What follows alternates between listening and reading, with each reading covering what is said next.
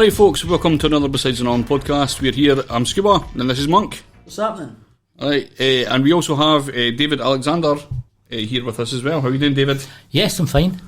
That's excellent. I'm going to pass over to Craig while I get all the links shared and stuff, so Craig could shift over. Dope. There you go, That's the wrong one, Craig.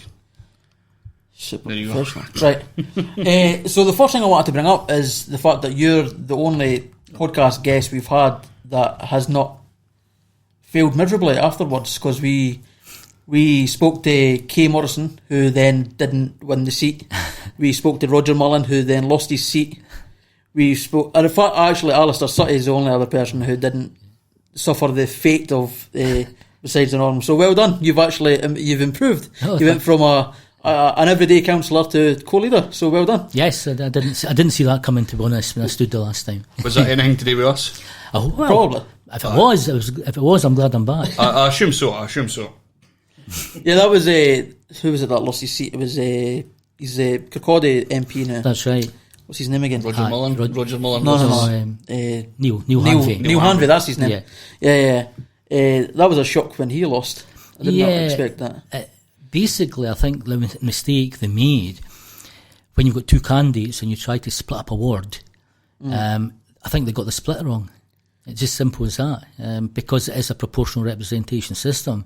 And Neil losing and the deputy leader losing meant everybody looked at me. Right. Yeah, so it's been a pretty hectic 3 So years. you had no plans to do that at any I had point? no plans at all whatsoever. So we actually wanted to talk about that. So what was the main process of going from a councillor to a co-leader? Were there things in place that you thought other people would be handling, or that you thought you would be doing the job and then Steve Grimmon's doing the job, or vice versa? No, after the results are counted and you know the split up of the 75 councillors, it rapidly became clear that no one party could run Fife Council, and nobody was going to do a deal with the Tories. So the obvious thing was for Labour and the SNP to get together.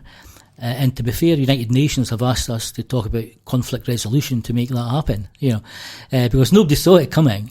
But to be fair, I've known David Ross, who is the Labour leader, for 25 years. Right. I mean, I worked with him when he was regeneration manager in Leavemouth. So we did have a bit of trust. But then we had to sit down and draw up basically a manifesto.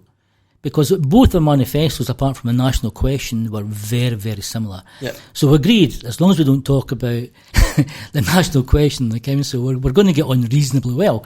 And so far it's worked. Yeah. Well, I mean, it's not something that's going to come up so often in the council, I would imagine. The Tories like bringing it up to embarrass Labour to a certain extent, because Labour, they don't want to talk about it at the moment. And it shouldn't be raised in the council, to be honest, because it is about Fife. That was a big thing we argued for in the council, was not bringing it up. Yeah. Because that was a big thing we noticed in 2017, was Labour brought it up, Lib Dems brought it up. Yeah. Tories brought it up, but the Greens, SNP and Solidarity never mentioned it. So now that you're leader, you thought, okay, normal times. Yeah. And then 2020 hit. Yeah. How's that been? In what sense, 2020? The bushfires in Australia. That was a big deal. So much has happened, to be honest. We're getting buffeted all over the place by money, by COVID. Massive impact on benefit reductions in Scotland and Fife. I mean, we've calculated the cumulative impact annually on benefit reductions to the people of Fife is £130 million. And that is straight out of the shops. And if people are wondering why the shops are struggling, it's folk who would spend that money right away, haven't got it. That's why the food banks are busy. That's our biggest problem and the biggest problem right now is food resilience. And to be fair, we've got lots of volunteers out doing that all over Fife.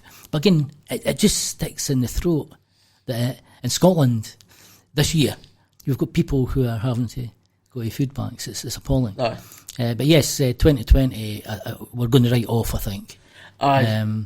It's been awful. But at the same time, it's given opportunities, because I think the amount of working together that the whole council has done has been quite incredible.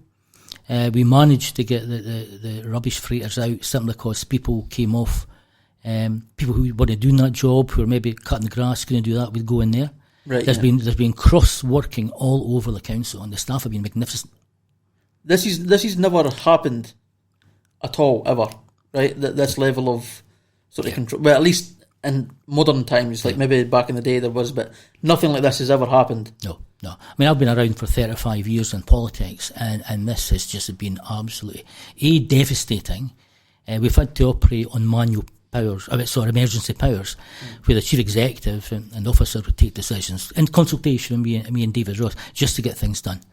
We had to close the schools quick. We had to do so many things right away and make sure it was all safe. We had to put in all sorts of measures to get money to people, to get food to people. And it was all done in the space of a couple of weeks in March. That was a big thing we wanted to ask, because we don't know the process of how that happens. Do you know what's going to happen before you have to do it? Like before it's announced officially by the government? Or do you have to... No. Is it a separate thing? Yes, no, we are not told in advance by government. I mean, the Scottish Government have rules that any new initiatives have to go to Parliament first. Right. So even at a political level, we don't get a hint. Because everybody's worried there's going to be a leak in advance. Yeah. So no, we have to wait. I mean, our officers are continually talking to Scottish Government officers, and you might get an idea what line they may be going, right, but never until it's announced in the Scottish Parliament. So it's literally like AC people in the council watching the Parliament to find out what they're meant to be doing next. Yeah, basically. Right. So what was the process of, as soon as it's announced that things are going to start shutting down, you have then to get into action and try and shut it down? Absolutely. I mean, there will be plans just in case. I mean, as soon as we saw the virus coming, I mean, emergency plans were drawn up. But that was at a time when maybe Fife had two infections. You know, and nobody knew how bad it was going to get. But having said that, within a couple of weeks, we'd already hired a big storage unit in Dunfermline because the science told us we couldn't cope with the number of people who were going to die. And when you're doing things like that, you start to think, my God, you know, I mean, we built all over the UK new hospitals. As things happened, it never got as bad as that. But at the time, early March, that's what people were anticipating, an absolute utter disaster. And it's been bad enough, but, you know, every local authority had to buy new premises to keep bodies in. So it was around February, March time that you started to take it seriously? Certainly March, definitely March. And you know, I think early March we closed the schools. Was there anybody, I don't know if you're able to answer this, but was there anybody in Fife Council who was a bit like on the conspiracy theory route of this is being overhyped, this is... It's just a cold sort of thing. I would be able to assume that there would be... No. I don't think... I think, to be honest, I think our officers are pretty reasonable people. Right. But when you see what was happening in Italy, Spain, elsewhere, the notion that we weren't going to get hit with this is naivety. It was always coming. But it's just that you see a lot of US politicians now. Yeah, America's gone mad. I mean, that's all I can say. America's gone totally, absolutely mad. There's a few Tories in Westminster that have said a few, let's say, dodgy things. Yeah. About masks not being useful and stuff like that. Well, as I say, I mean, let them go on the ventilator for 80 days and see how they feel after that. So, so roughly about February, March is when it was like a big thing. So what is the process of, how do you shut schools? Is it a case of just telling everybody that they're getting shut and then someone else does it, or is there a specific process of... We once we're told it has to happen, we then set up the process. I mean, our education department is big, it's well resourced, and they're in direct contact by email or wherever to staff, to pupils, to parents. That's what I was thinking. Do you have to like email somebody, or do you speak to somebody and then that's handled on that section? The officers do it, we don't. Right. I mean, this all started under emergency powers, where we couldn't wait for committee approval. Basically, Chief Executive would speak to me and David Ross, this is what we've got to do, this is how we intend to do it, when you go. But ultimately, it was the Chief Executive's decision under emergency powers, they take over. Right. No.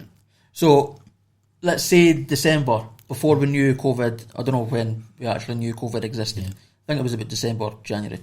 Was there anything in place for a hypothetical situation? Well, like even before that, was there some sort of action plan, if some sort of thing taken over, like with the SARS thing and stuff that took over? Well, was there something? Yes, I mean, everybody does. I mean, every care home, every hospital, every social work place has plans. But SARS, when SARS came, it infected 30,000 people in the world, right? This has now hit 11 million people in the world. The difference is just, you just cannot imagine that difference. So this just came out of the blue, and nobody expected it to be as bad as this. It's been a quite a surreal experience, I feel, when we first went into lockdown. We couldn't do anything but have nervous laughter. Well, that's because we were sort of laughing at the beginning of people, the panic buying of the toilet roll and all that stuff, right? So we had a laugh about that at the beginning. We're like, all these crazy people, it's probably going to pass, sort of thing. That was our initial thoughts. And then this is January, February. This is January, aye, that time. And then you got to the point where you were like, maybe we should stock up on like some tins. I'm a hypochondriac anyway, so every time I've got a twinge, I'm having a heart attack. Like, that's the level of fear that I live with. So as soon as something as big as this comes there, I'm panicking. So I think we went to B&M that day and just got like a bag's worth of like different wee tins, soups and stuff like that. Yeah. We're like, right, that's us in the house for a couple of weeks, sorted. And that was it. That was literally just. And that was just a sort of basic preparations sort of thing, and we weren't taking it, I would say, too seriously, but again, just preparing just in case. And then we heard the army was coming. You remember all that stuff? Then we're like, oh my, like crazy. And so we're like, aye, people are crazy. And then it sort of really started to dig in when just hearing Boris Johnson saying the words, stay in your house, mate. Aye. Sort of thing. And then that was like, Jesus. And shake hands. And then to hear them, and then to hear them giving away money. The Tories giving away money. That was mental to me. Yeah. That was crazy. And then Boris Johnson. The other one that looks the same as him. Donald Trump. How did you forget that name? Well, they look the same. Donald Trump using the word pandemic. I never thought that I would ever hear Donald Trump taking that seriously. Yeah, that was amazing. Then, of course, there was rumours of him getting it at some point, but unfortunately. Crazy. Right. So. Again, all these questions are kind of... I'm trying to we're thinking of like interesting questions we could come up with, and they're just sort of So what's been the biggest problem you've faced as in your position? That's a good question. Thank you. Honestly, March seems like 10 years ago. It's literally every day is different. The big difference really from me is I'm not in Fife House. Fife House is empty. I'm operating from home. We're all operating from home. We're doing all our meetings on Teams or whatever. That's a huge difference for us because, but it's actually worked very, very well. There's a problem possibly accessing people because they're all working from home. So emails are working well. We're getting to the right people, but I don't know if the public are. If they try to contact folk in Fife. If the public have got a problem contacting officials in Fife, speak to councillors because we've got direct links. That's important. We can get to folk you can't get to. But as I say, Fife House is empty. That's a good point. I never thought about that part of it. So there's call centres in Fife House, I would imagine, for different council departments. Well, there's one that deals with it all. Oh, right. But again, it's not staffed fully at the moment. But yeah. So when you phone them, are they putting you through to the house numbers of the people that are working? No, I've got detail. I've got email details. I know the phone numbers. Oh, right, okay. We've got direct access to officers. Right, that's fine. That makes sense. Right. Well, if we put your email address or something out on the description, yeah. Just since you've mentioned that, we could do that. We'll yeah. Mm-hmm. I never thought about that. It's quite insane actually. Just the way everything's went again. You said right at the beginning, like pretty much everything's changed. The council's never going to be the same. Never. The fact you figured out properly that people can work from home, it's not a huge issue really for a lot of people. Although saying that, is there now going to be things put in place to try and make it easier for people to access different departments? Yeah. Oh yeah, absolutely. I mean, but lockdown is slowly coming, but at the same time, Fife House has still got its social distancing and all that sort of stuff.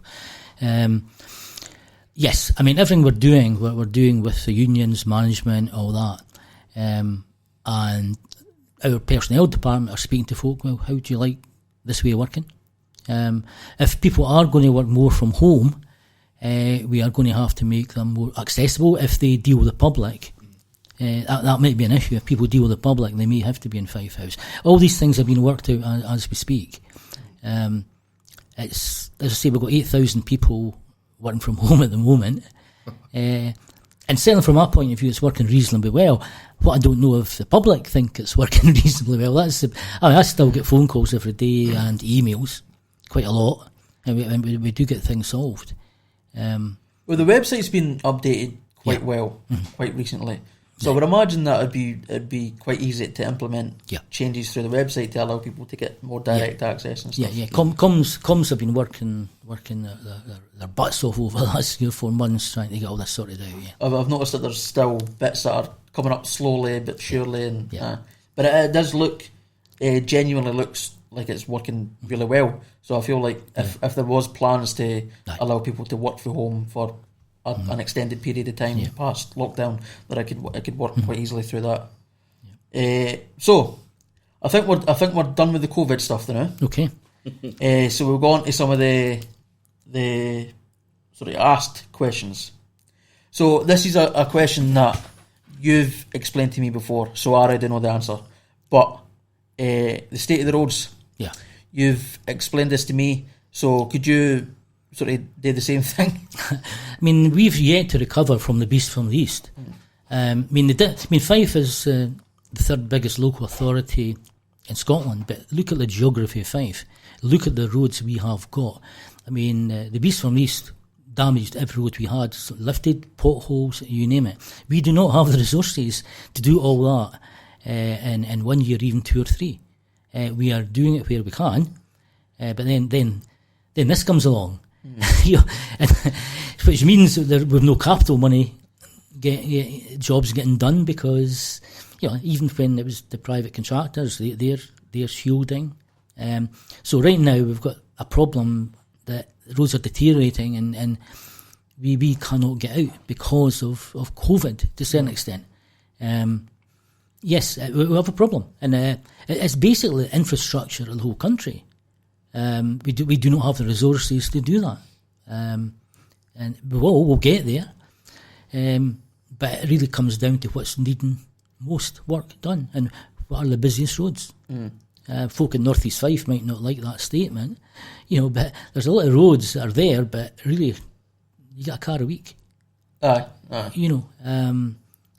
it's going up to New Gilson, our grand stays in New Gilson, and going up there is pretty terrifying. You need a pretty good car to go up there. Absolutely. So as I say, I know that that's an issue. It doesn't stop you getting really angry about it. Oh yeah. But again, if you go into a pothole or if you fall and you fall in a rut that's bigger than a certain size, you can claim off the council. The council does have standards and how deep where they will accept responsibility. Is it possible that costs the council more money? I'm not sure how much it's cost us. It's hard to get past 5 councils loss adjusters, but some people do. But at the end of the day, we still don't have it. You're then moving into capital and revenue. If we've got to pay out a claim, that's revenue. To do most of the big jobs on roads, that's capital. So there's a different argument there as well. We do a lot of smaller repairs on revenue, but the big jobs are capital. That sort of gives insight. I don't want to say justification, but it gives an explanation of why Labour and the Tories and stuff started going on PPP things. I think the SNP moved on MPD.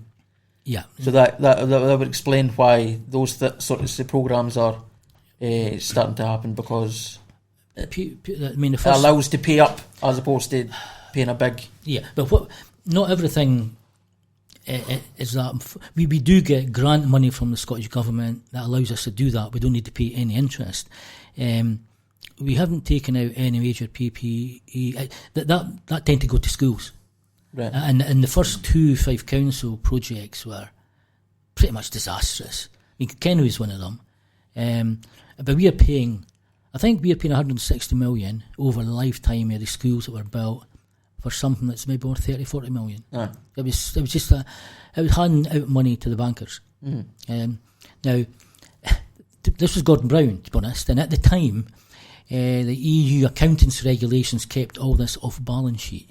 Now that's an accounting term, but then the EU changed it. All this came on balance sheet, and then you realised how bad it was. So it all got added to the debt.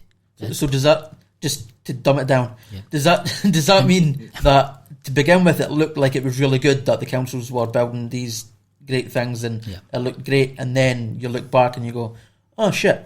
I was never particularly happy about it, but at that time it was the only way to get schools done. Now there's new things. There's a new Scottish Government thing called the Prudential Borrowing Code, that if we can afford to borrow money, we are allowed to. Right, that is our decision. It's only the Scottish Government now that does NPP, well, the NPD, as you're talking about. And we've got probably £160 million project under list to build a new college, new schools at Dunfermline. And we're still working on the impact of that to us. But again, it's the only way we can get this job done. It's such a big amount. So that as I say, obviously with my political leanings, I'm not exactly happy about them, but it makes sense. You can understand why some things are happening. So, I sent you a screenshot of a question that we got.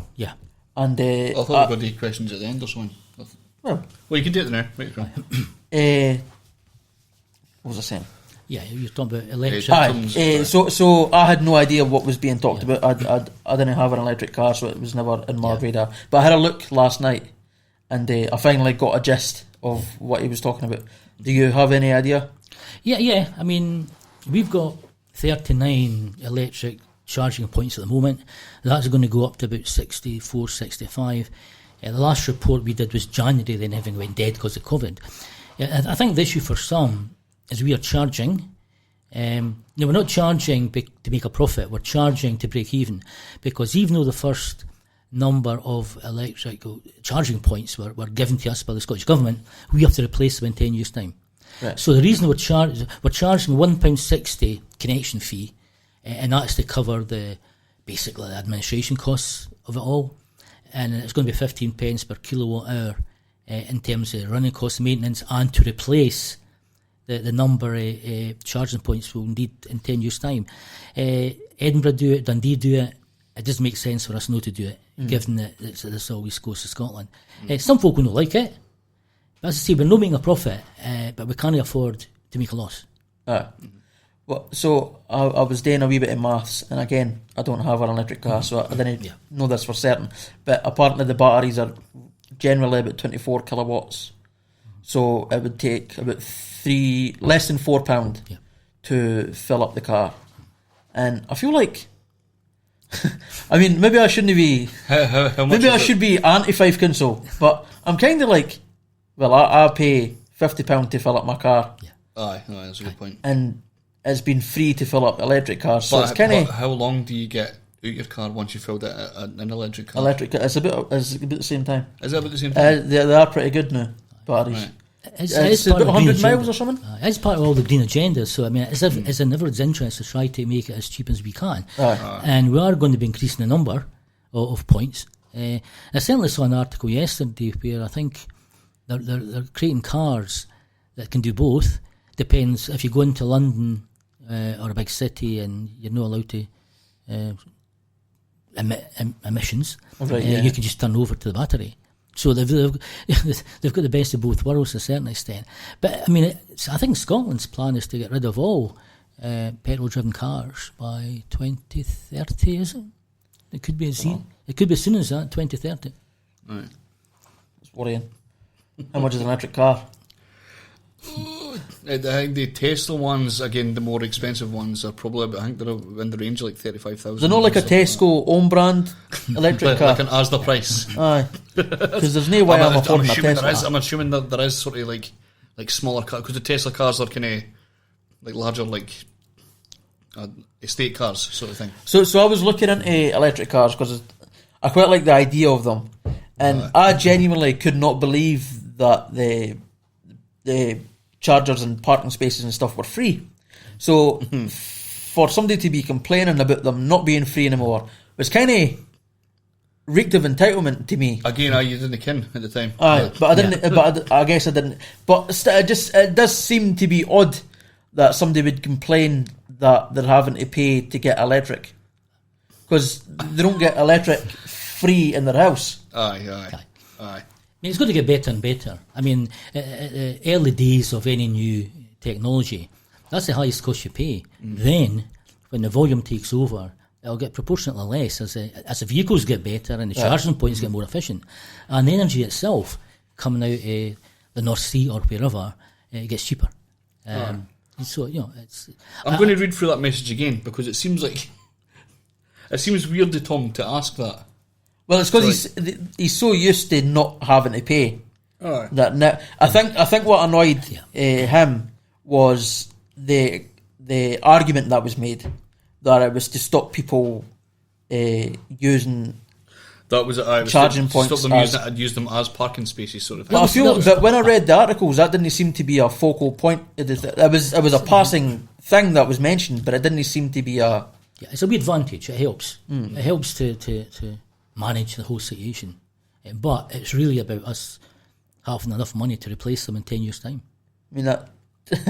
Again, I'm meant to be this rebellious socialist, and I'm meant to be like, fuck Fife Council and all that, but I'm... I kind of agree. Just copy Tesla. What does Tesla charge? About 11 kilowatts an hour. 11p per kilowatt, but they're charging purely for the energy, like pure energy. Again, billionaire company as well. So they can get away with doing that. Yeah. And also, are they in the UK? The US. So that's just US. And they've probably got some sort of base in the UK somewhere. So energy will be at different prices in the US as well, won't it? Aye. I think you want... I reckon I'm going to need to... I'll speak to him. I'll be honest, I might need to disagree with Tom on this one. I'm hoping he's listening in, because we maybe talk to him. Maybe get him on the phone this one. Because it seems a bit weird, but that's fine. We'll just go with it. Somebody asked about why their bins hasn't been emptied. It got emptied. It got emptied literally about an hour ago. Yeah, because my blue bin didn't get emptied either. That can sometimes happen if guys are ill, if there's too much rubbish, and the bins are just kind of take them out of stuff that's there. And on good weekends and stuff like that, I know the stuff I was putting out, but our blue bin got emptied about an hour ago. But sometimes there's all sorts of reasons if a vehicle breaks down. But they will come out. The advice is, if it's not emptied, leave it. It will get emptied. It might be a day or two later, but they will come back. Apparently there was a fire up in Cooper.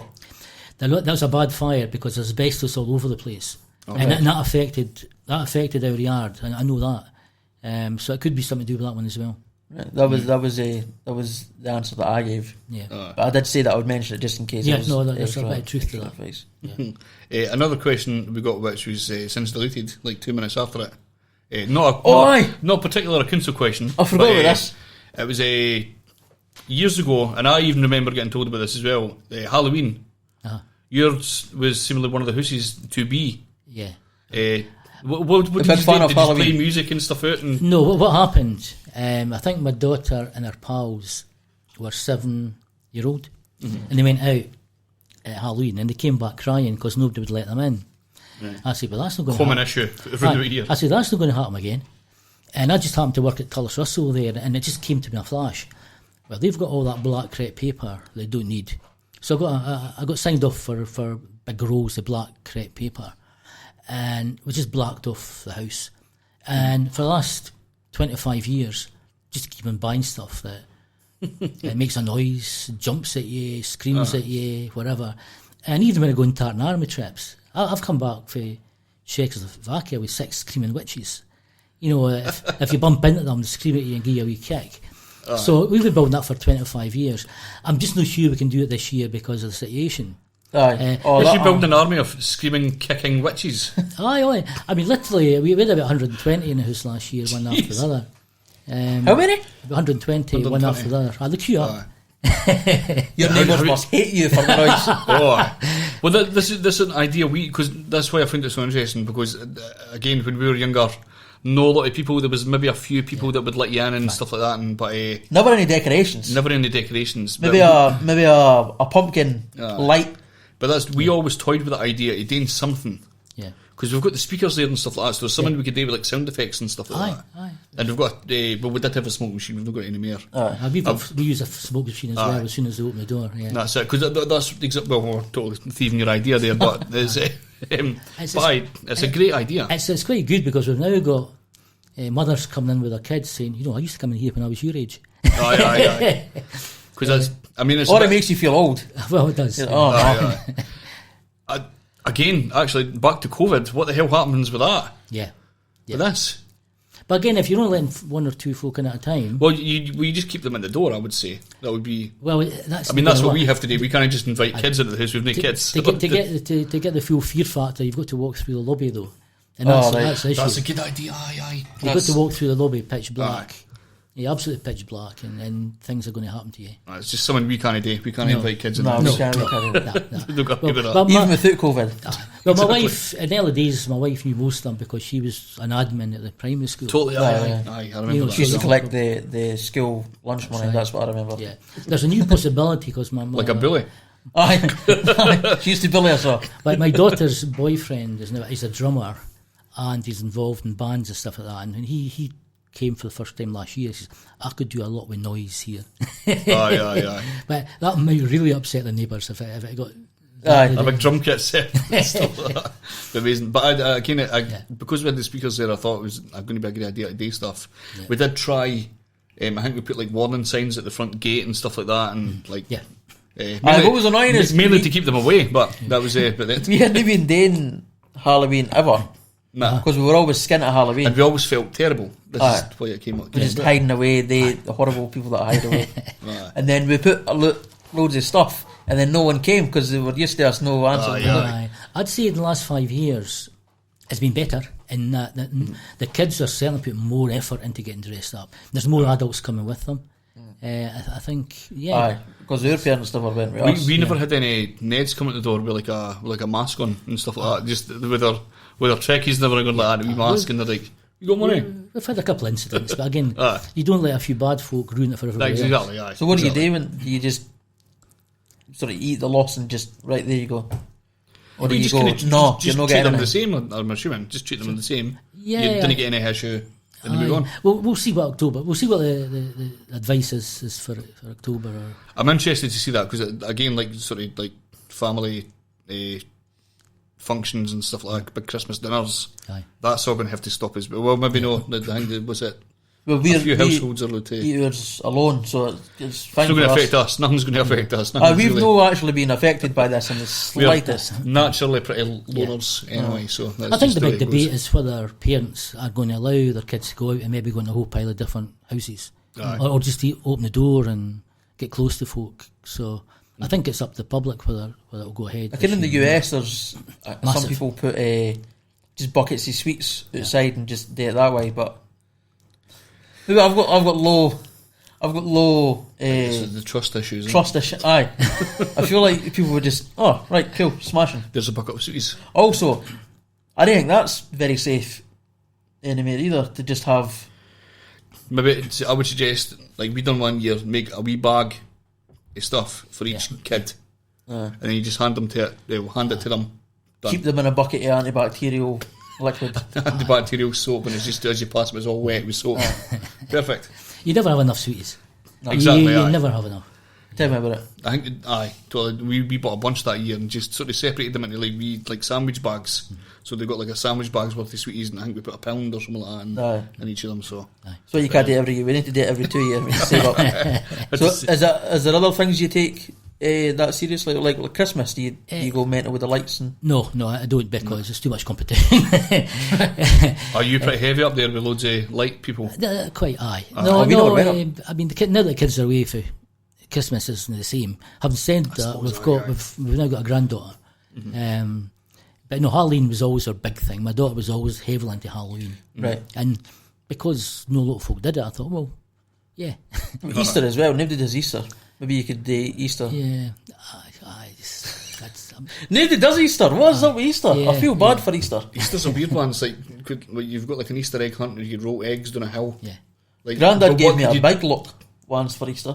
A what? A bike lock. That was. What was his reason for that? He must have found it in his shed. He was. Oh, it's Easter. I'll give Craig a bike. Look, brilliant, Grandad. Cheers. Happy Easter, son. He's a $5. Jesus. So that's your Grandad for you. Cheapest man in the world. Yeah. So, what's the plans for the council now? What's the future? Well, right now, schools open on the 11th of August, 12th of August. That's enormous. Final decision really was just taken on Wednesday. Fully open as well, like fully open. Is it all schools or just all schools? All schools. We're going to watch it like a hawk. yeah? I mean, all the evidence is the kids are going to be safe. We know they are not going to do the isolation. They're not going to stay apart. Aye. But it's important the teachers do, because if the teachers want to wear masks, if the kids want to wear masks, they can. The teachers are still going to have some sort of social distancing. Every school will have its own plan. I think all the parents have already had a letter from Carrie, who is the head of education. But every individual school will have its own plan as well, telling people what's going to happen. We really didn't want parents to congregate in large numbers at the schools. I never thought about that either. We didn't want them to do that. And really the cautious approach for the Scottish Government is basically everything's a risk. Right now, everything's a risk. No. And if you try to do everything in one go, you've got all these risks coming together. You'd rather, right, that's a risk, let's monitor. I mean, there's a slight increase in cases since the pubs opened up. Not huge, but I mean, Fife right now is it's had 11 positive infections in the month of July. It's not huge. In the last few weeks, it's maybe instead of 3, instead of 1, it's 3. So if that's the worst it gets from opening the pubs in Fife, that's pretty incredible, actually. We're all quite happy, and we move on now to the schools. Watch that like a hawk.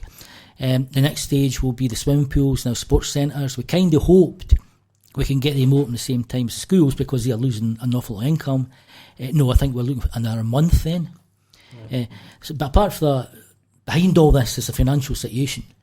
And our last report is estimated, and a lot is estimates yet, that the gross cost of Fife right now is £86 million.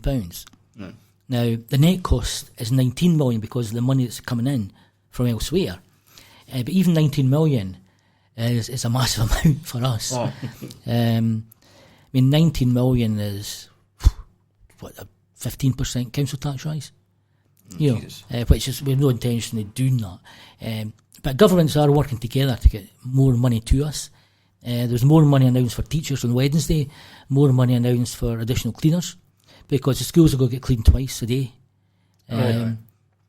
So that's a huge one for us. For a while there, we were worried how on earth we're going to get the kids to school, because if the kids had to sit 2 metres apart, we've not enough buses.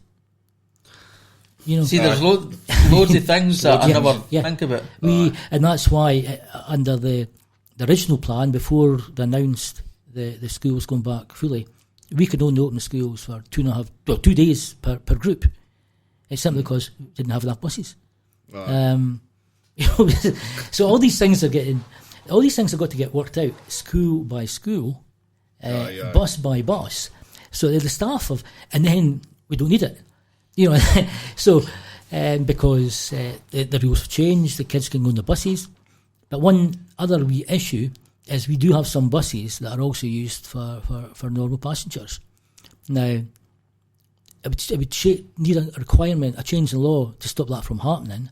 So what I understand is maybe the front of the bus, there's going to be maybe one seat for normal passenger, and it's going to be segregated and maybe 1, 2 at most, so they can get in, but the rest of the bus will be for kids. Because we do have buses that do both jobs. In some places.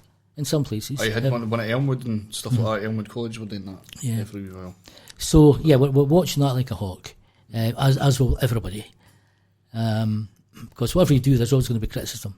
The other big issue regarding that is this was supposed to be a big year for the doubling of free childcare, from 600 hours to 1140 hours, and we were there already to start that when the school started. But what happened as COVID comes along, and we had to stop all construction of the new nurseries that weren't finished yet. So then we had to figure out how we're going to get everybody into all their places, or every place they wanted, when everybody expected that we double childcare. So that has been an absolute nightmare. We had about 6,500 people looking for their own place, their own nursery. About 9 to 8% of folk have got what they want, and we've maybe got 50 to 60 folk left to sort out. But again, not everybody's totally happy, because you want to have your kid at the nursery beside you, or as close as possible. Sometimes it's not possible. And this we always go through this every year, but with the COVID and changed it all because a lot of the nurseries couldn't be open because of it, we've had to change everything again. The amount of clerical work behind the scenes, nobody knows. Nobody knows. They turn up, that's fine, it's worked. But it's taken an army of people, God knows how long, to make sure it works.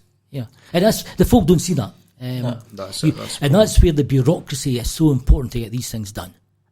When folks say, "Oh, look at the bureaucrats," yeah, but they are doing magnificently. There's upsides and downsides to bureaucracy, I feel. Yeah, well, there is. And sometimes in situations like this, you need it. Yeah. I mean, where would we be right now without a well-resourced public service with dedicated members of staff? Where would we be? And just ask yourself the question. Look at Brazil. Look at countries like that. They are really struggling. They've no backup. The hospitals are overcrowded. Whereas we've got an integrated system that, even though there's been problems and even though there's maybe been mistakes, by and large it's working well. I'm friends with a couple of people in Indonesia, and if you go into like Worldometer, that's where I've been getting my COVID updates and stuff like that. There's no Scotland and stuff, which is annoying. Yeah, that's just the UK, isn't it? But you see the official numbers in Indonesia, and then I'm speaking to this woman, and she's like, it's totally, just ignore that. Yeah. That's not accurate in the slightest. And you'd think, oh, okay, there's maybe mix-ups. There's the big conspiracy theory now is the Scottish government's fiddling with death certificates. Maybe there's been a mistake in a couple of death certificates. Fine, but it's nowhere near as bad as. There's two. Also, it would be totally terrible for the Scottish government to amplify that, because it then makes them look worse. I reckon what the benefit would be. Well, it's doctors that fill in death certificates. I mean, the idea that Nicola Sturgeon or me could go to doctors and tell them what to do. David just sitting in the mortuary like... Try to tell a doctor what to do, honestly, and see the reaction you get. I can imagine. I can imagine that. So, that's just crazy. But there are two statistics. There's a daily statistic that Nicola gives every day. These are deaths in hospitals. There's a second additional that comes from National Records of Scotland, which comes from all other deaths where COVID is mentioned. It might not be the only reason, but it is mentioned. So our death toll, we were announcing from hospitals something like 2,490, when in reality the total was 4,200 if you take deaths from all over the place, which is it's tragedy. Which apparently, and I'm not smart enough to do the maths myself, so I had to trust, I think it was a Daily Record, that puts Scotland at a higher death per million population in the UK. No, it's just absolutely not true. There's all sorts of tweaks that can be made. I mean, the Times, for example, has said that in England there's 40,000 excess care home deaths. Now, excess care home deaths means the deaths that their equivalent of the National Records for Scotland are saying, and what the Public Health England are saying, 40,000. I've not come across any situation in Scotland where there's even an attempt to change the numbers. It would never happen. I mean, in reality, right now, the prevalence rate in Scotland is a fifth of that of England. And then I keep my own numbers from the daily statistics, and in July, Scotland's had 9 deaths in 5 weeks. The equivalent number in England is 2,000. In the UK is 2,771. If anybody tells me we're not doing bloody well, I just look at these numbers. But it could all change tomorrow. If we don't keep on top of this virus, it could change tomorrow. I'm glad you said that, because I'd forgot what I was about to say before I went on. So You might not know the answer to these questions. I didn't expect you to know the answer to these questions because they're medical, but I would imagine being in the council, you've had to be given advice on what to do next and stuff like that. So things like, I mean, gyms are shut. Yeah. And that's because sweat and things make the virus more prevalent and stuff like that. Mm-hmm. So what about PE classes and gym classes in primary schools and high schools? Are they going to be... I believe they are, because kids are less prone to get it. I think there'll be less of them. I think they'll be doing it over there won't be the full class in, I think. Or more outside stuff. Certainly outside. I mean, you're totally much safer outside. But yeah, I think gyms will be opening in a month in swimming pools. Yeah, September. That's the feeling I get. But yeah, and medical advice is the sweat, the lack of atmosphere, the lack of air going round and round the place, ventilation. Yeah, that's an issue. That was the second question was about swimming pools. Yeah. I asked on Facebook because I've got a few friends who are into science, and I asked about swimming pools, whether they'd be safe because of the chlorine or whether it would just be a big COVID soup. And have you is there any swimming pools science on this that you've been told at least? Not directly. I mean, our swimming pools are run by the trust, right? Pretty much the trust, and the trust are desperate to open. They're ready to open, right? But it's the clinical advice from the Scottish Government saying no yet. They could maybe do it, but that adds another risk when we're monitoring some other risks. Right. So they didn't want to add to the risks and end up not knowing where it's come from. You know, I mean, right now we do have I see. We do have teams trace and test, and right now in Fife they can't find folk, and you know we've got an army of them, all been trained, and now statistics are so low that they can't find folk with the virus to really do the whole trace and match. And that's what's been happening in I think the Glasgow outbreak. They've gone on top of it, and that's where it happened. Right there, let's stop it. So didn't even hear about that. Aye, there's a Glasgow outbreak. There's one in it was Irvine? Oh no, West Scotland somewhere. Yeah, and they're on top of it. And as I say, we've got armies ready to roll. Didn't you say that? You got them started again. Well, no, the troops are going to be on this. We've got armies of test and trace people ready to. But right now, we've now got a lot of folk coming to Scotland. We've got a lot of folk visiting East Nuke. We've got a lot of folk. Oh, because you're allowed to visit your. Yeah, now we've got a lot of tourists, and that's another risk. So that's happened at the time we're opening the schools. We didn't want too many risks at one go. Well, there was the controversial thing about Scotland thinking about maybe closing the borders to England, but now that northwest England's back in lockdown, you don't need to worry. Yeah. They're all of it. That was never. I mean, it was only ever a possibility. It was never ever serious when the newspapers raised it. It was just some. If you listen to Nicola's broadcast every day, you've got a whole pile of hostile journalists trying to get to say something that they can put in their headlines or paper, and that's all that was. To be fair, there were a few indie supporters that didn't help the case. Yeah, there was apparently a couple of people from. Wasn't it Scottish Resistance? It was an air one. It was some sort of fringe group. There's half a dozen. Aye. But they got a lot of press. I know. It's amazing how much press just a handful of people got because they were a bit more aggressive and they were a bit. Well, I don't want to be mean. Well, I'm told. I know somebody who was there from Fife, and they said, "Look, we had the police beside us. We were talking to police all day. All this stuff about aggression or whatever. We're sharing food with the police. All right. And the story as usual that comes out in the media is totally different from what the folk on the ground say. I mean, I thought it was a pretty silly stunt. I mean, especially during the pandemic. Yeah, I mean, I don't do stunts, so it embarrasses me to do stunts, to be honest. Yeah. I want to ask as well, what has the crime statistics been like? Has it been like? I mean, I imagine COVID's not going to stop a lot of people, but I imagine it's going to stop a few. If like Robin Hood, to be like, I'm not catching that. April, May was very, very quiet in terms of police activity. Now it's starting to rise a bit. We don't know why, but we got. There seems to be more violence, and it might be just due to the alcohol. If we see too much each other, there's a fine. That's what happens. So April, May was quite quiet. The statistics we got. but it certainly seems to be with the good weather. I mean, I told us in a big brawl at the beach at Edinburgh yesterday.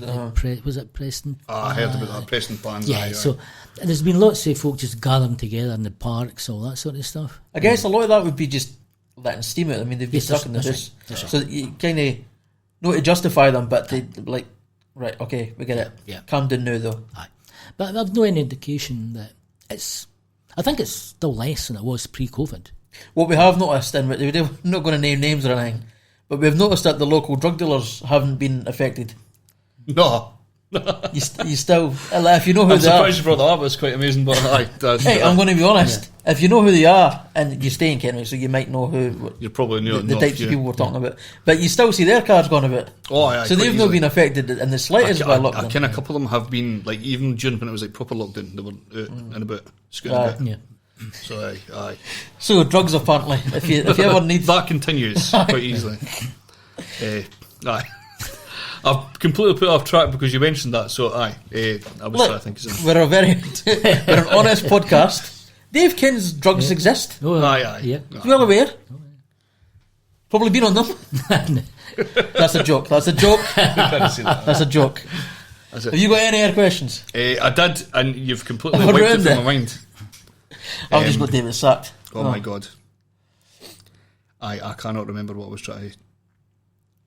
Well, while he's trying to figure, have you got anything that you need to bring up that you want to? Well, I mean, our drive over the next 3 or 4 months is recovery, and that's the plans that are coming to next full. We've got a full council next Thursday, and we've had meetings behind the scenes on the recovery for Fife, and lots of good stuff are coming. Obviously, the rail link is still being worked on. Yep. That's going to be enormous. Is there a rough estimate for how long that's going to? It'll be within the sort of 5 years. Right. With 2 stations, when Windigates. So it's not been delayed by years? No. A lot of the work has been done with officers. Right. I mean, right now the work is getting done by Transport Scotland, Fife Council, and Scottish Government. And once they've got these sort of plans, the building blocks, then the community will get involved. It's really good. I know there's a few good announcements to come fairly soon regarding the work. We need to get folk working. We need to get folk employed, earning money, and we're looking to try to enhance all the stuff we do to make that happen. Buy locally, do everything we can to get the economy moving. So I imagine it's a bit early, but just because you're here. Is there any idea of what kind of council tax rises or rent increases or? No, rent. I saw a paper about rent. I don't know how much money rent gives to the council. Well, the council money is split into 2. You've got the housing revenue account, which is rent money that we cannot touch. Right. Okay. That every penny from that goes into houses. Oh, right. Okay. And is that going to building more houses or just on maintaining the houses? Borrowing to build more houses. Oh, right. Yeah. Right, okay. We will build more at Kenway Primary School very soon. I mean, when we built these houses, last administration, we should have built them on one go. I was fuming at that. So we're going to get another 20 to 30 there, different things. Council tax, at the moment, we know we're sitting with a 19 million deficit. Now, it could go up, it could go down. There's absolutely no way I think the Scottish Government is going to leave us with that level of money without doing something. Whether we can use borrowing, but again, Scottish Government's got limited borrowing powers now. I think something will be done right now. I do not know what. That's such a politician answer. Yeah, I mean, Scottish Government councils through COSLA, the Convention of Scottish Local Authorities, they're all working very closely, and Audit Scotland, because at the end of the day, the accountants have to stick to their rules. My problem with Audit Scotland, being an accountant myself, I mean, the difference between Audit Scotland, between Audit Scotland and a battery, at least a battery's got a positive side. They are, my God, try to get them to change anything. But I'm sure it will. I'm sure, I do not see council tax rises at 12, 15, 25%. Right, okay. Right, so I do remember the question, and it was kind of rubbish, but I'll ask anyway. I seen something yesterday that were talking about banning music outside pubs. Obviously, the beer gardens and stuff are going around. They're quite active. What a great question. Right, cool. Is that a council thing? Have they like stopped the music? Well, not that I know of. I mean that's a licensing matter. Right. The council do give out the licences. I mean, some folk do complain about music. Aye. We've had it ourselves, sir. If you're next to licensed premises, but I mean, council licensing team will go out and take a look. Aye. But that's part of a licence. It always winds me up. People that move close to music venues, and then complain about the music. That happened to Studio 24 in Edinburgh. And it's shut down as well. It's shut down as well. Yeah. Because of that. So my question, this is maybe a personal question, but we were thinking about possibly next year. You can still get a license for a street party, yeah. Yeah. So how does that work? With like sound complaints and stuff like that. Well, I mean, yeah, you can put a licence out, but and all the council departments will have a say on it, and there will be local consultation. We don't get many street parties, to be honest. I mean, they seem more popular in England and on royalty stuff like that. But good to have them. But because we've got that big grass bit, There's up beside there. Well, it was an idea. It was way before COVID. Yeah. And it was just to bring the street together because it never happens. But it has also been pushed more because of COVID. But it's been pushed more. Obviously, we've had like music out in the street and stuff and been stopped.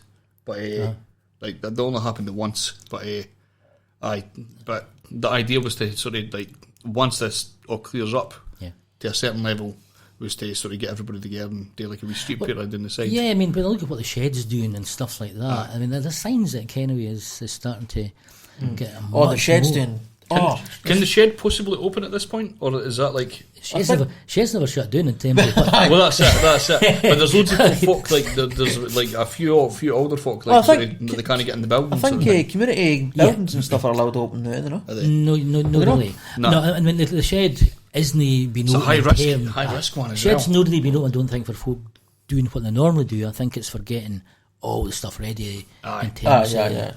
I mean the front shutters and that have been doing most of the time. The same hardcore six have been led by Bob and been done a fantastic job, and it's been amazing. Yeah. I seen Bob we actually spotted Bob with a wheelbarrow one day. That was amazing. That's odd. No, just a wee pencil he puts in his lug to pretend he's busy. I think they've got the flowers ready as well to go around the village and that sort of stuff. Yeah, I've actually seen somebody the other day on the wee somebody I've not seen before on the wee car thing. That's right, to water them. No, they've done a fantastic job. They've been really busy. And I mean, that's certainly the case for big Kennewy things to happen, even street by street or whatever. They're good. Awesome. Yeah. So we'll come and speak to you next year. Well, let's just say it's licensing. I mean, it's the police have a big say in it. Actually, the Kennewy Carnival and stuff, was that passed? That'll have passed.